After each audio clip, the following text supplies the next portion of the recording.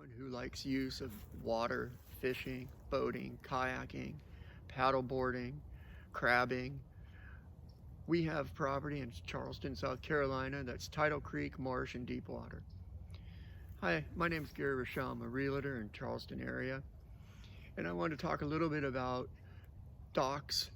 And there's something specific called an emergency permit, which can be applied for. In this case, it's DHEC will allow it within 5 years of the named storm of Hurricane Ian.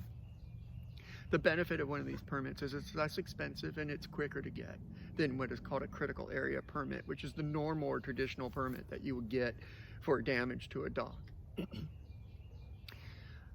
There are a couple things that you'll want to keep in mind.